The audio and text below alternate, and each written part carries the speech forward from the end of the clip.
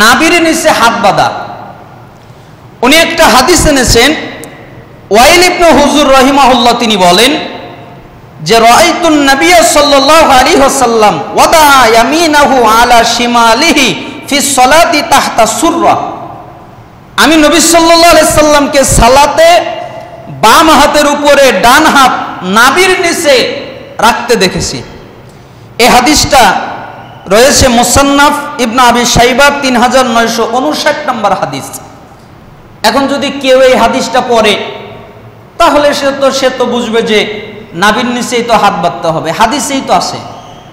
অথবা কেউ যদি তার স্বল্প জ্ঞানের অধিকারীরা যদি ওই লিফলেটটা পায় আর তাদেরকে যদি দেওয়া হয়, তারা পড়ে বলবে ঠিকই তো, হাদিসের মধ্যেই তো আছে নাভির নিচে হাত বাঁধতে হবে, তাহলে কেন বুকের উপরে হাত বাঁধবো? এই জন্য নাভির নিচেই হাত বাঁধবো। অথচ দেখেন এই হাদিসটির আমরা কিন্তু যেটা সঠিক সেটাই বলছি। এই হাদিসটির সনদ সহি, এই হাদিসটি যে উনি বলছেন সনদ সহি, কিন্তু মতনে ঝামেলা। কেন ঝামেলা? বিস্তারিত আপনাদের ব্যাখ্যা করছি।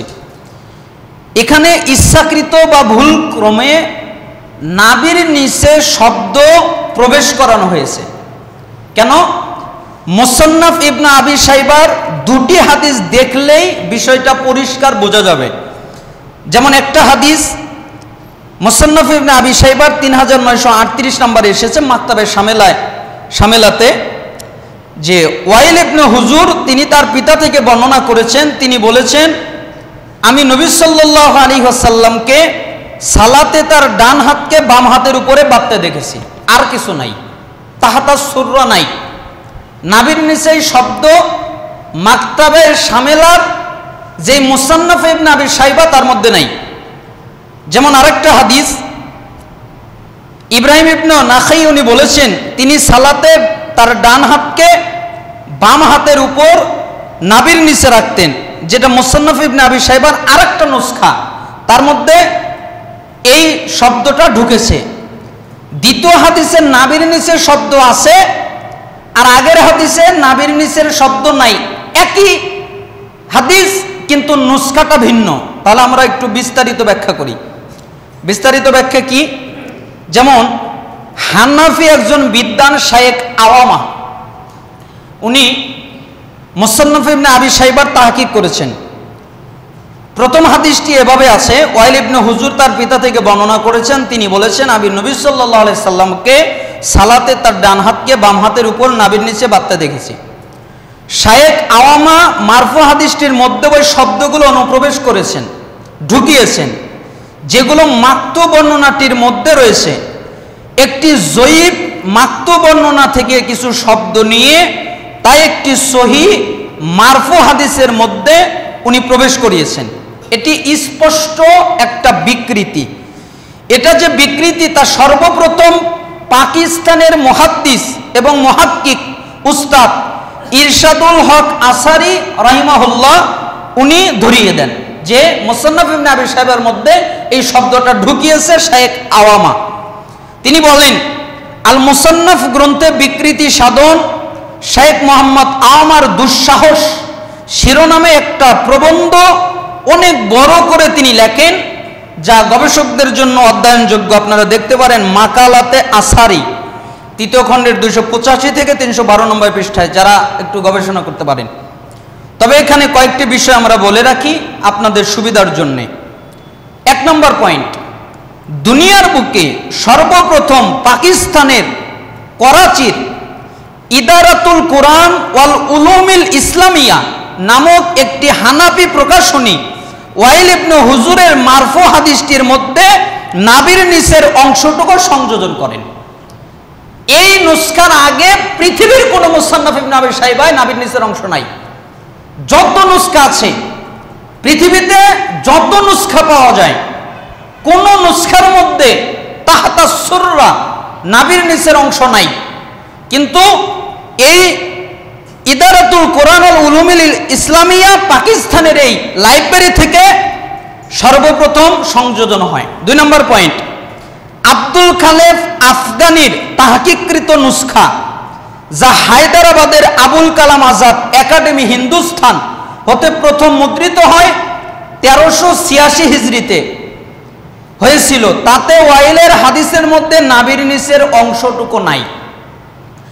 আর দারুস সালাফিয়া মুম্বাই হিন্দুস্তান হতে যে মুদ্রিত নুসখা 1399 হিজরিতে ইবনে আবি শাইবার এর নুসখাটিতেও এই তাহাতাস সুররা নাবির নিচের অংশ নাই। ইমাম নাসিরউদ্দিন আলবানীর কট্টর বিরোধী হানাফি দেওবন্দি আলেম, ইনি ইমাম আলবানীকে সহ্যই করতে পারে না, এত কট্টর বিরোধী আলবানীর। এরপরেও উনার হাবিবুর রহমান আজমি কর্তৃক তাহকিককৃত ইবনে আবি শাইবার নুসখায় 1413 হিজরিতে মাকামাত ইমদাদিয়া মক্কা মুকাররমায় প্রকাশ করে, সেটিতেও এই সংযোজন নাই, তাহতাস সুররা নাই। 1409 হিজরিতে বৈরুতের দারুত তাস প্রকাশিত এবং কামাল ইউসুফ আল হুদ তাহকিককৃত নুসখাতেও এই সংযোজন নাই। 1409 হিজরিতে দারুল ফিকর হাতে মুদ্রিত এবং সাইদ আল্লাহ হাম কর্তৃক তাহকিককৃত নুসখাতেও এই তাহাতাস সুররা নাই। 1416 হিজরিতে বৈরুতের দারুল কুতুবিল ইলমিয়া হতে মুদ্রিত মুসান্নাফের নুসখাতেও এটি নাই, যেটি তাহকিক করেছেন মোহাম্মদ আব্দুস সালাম শাহিন। 1425 হিজরিতে রিয়াদের মাকতাবা রুশদ হতে হামদ আল জুমআ এবং মোহাম্মদ লোহাইদান কর্তৃক তাহকিককৃত মুসান্নাফের নুসখাতেও এটা নাই।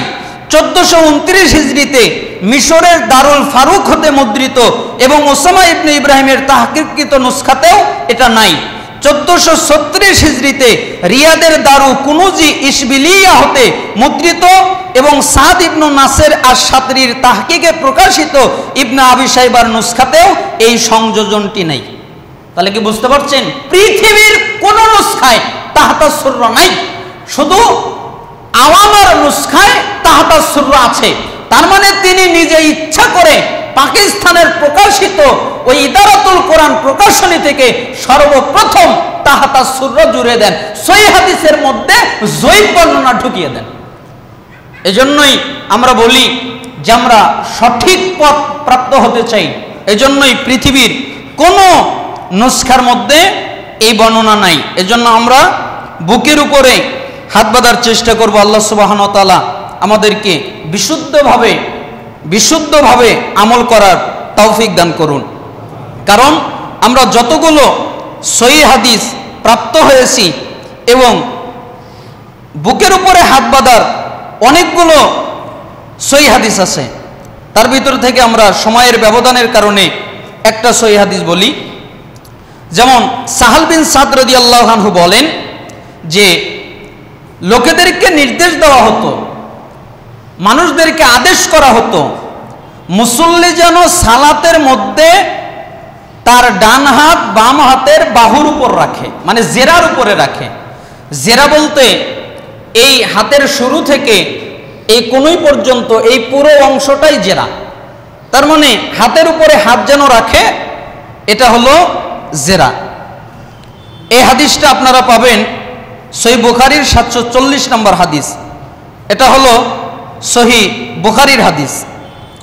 এমনকি আরো অনেকগুলো হাদিস বর্ণিত হয়েছে। যেমন তাউস বলেন রাসূল সাল্লাল্লাহু আলাইহি সাল্লাম সালাতের মধ্যে ইয়াদাউল ইমনা আলা ইয়াদাহিল ইসরা সুম্মা ইয়াশুদ্দু বাইনাহুমা আলা সদরিহি ওয়া হুয়া ফিস সালাহ, যে রাসূল সাল্লাল্লাহু আলাইহি সাল্লাম সালাতের মধ্যে তার ডান হাত বাম হাতের উপর রাখতেন এবং উভয় হাত বুকের উপরে করে ধরে রাখতেন। এখানেও কিন্তু একটা কারসুবি করা হয়েছে, এটা সহিহ হাদিস। এই হাদিসটা আছে হলো আবু দাউদের 759 নম্বর হাদিস, কিন্তু ভারতীয় ছাপা যেটা আবু দাউদ, এই আবু দাউদে বুকের উপরে হাত বাঁধার 4টা হাদিস আছে, কিন্তু ভারতীয় ছাপার আবু দাউদে একটা হাদিসও নাই। দেখবেন হাদিসের সিরিয়াল করেছে, যে সিরিয়ালের মধ্যে 4টা নাম্বার পার দিয়ে লাভ দিয়ে চলে গেছে, তার মানে মাঝখানের 4টা হাদিস নাই। এই জন্যই ছাত্ররা যদি আবু দাউদ পড়ে তাহলে তারা বুকের উপরে হাত বাঁধার কোনো হাদিস পায় না। কেন? হাদিসই নাই। ইসলামিক ফাউন্ডেশন তারা যে আবু দাউদ অনুবাদ করেছে, তারাও ওই 4টা হাদিস উঠিয়ে দিয়েছেন আর লিখেই দিয়েছেন যে ভারতের ছাপা আবু দাউদে এই 4 হাদিস নাই। এজন্য নাভির নিচে হাত বাঁধার যতগুলো হাদিস সবগুলোই বিতর্কিত। আল্লাহ সুবহানাহু ওয়া তাআলা আমাদেরকে বুকের উপরে হাত বাঁধার তৌফিক দান করুন। এবং সালাফরা এর উপরে অনেক, এমনকি ওয়াইল ইবনে হুজুর রাদিয়াল্লাহু আনহু তিনি নিজেও বলেছেন যে আমি রাসূল সাল্লাল্লাহু আলাইহি সাল্লামের সাথে সালাত আদায় করেছি, তিনি ডান হাত বাম হাতের উপর স্থাপন করে বুকের উপরে রাখতেন।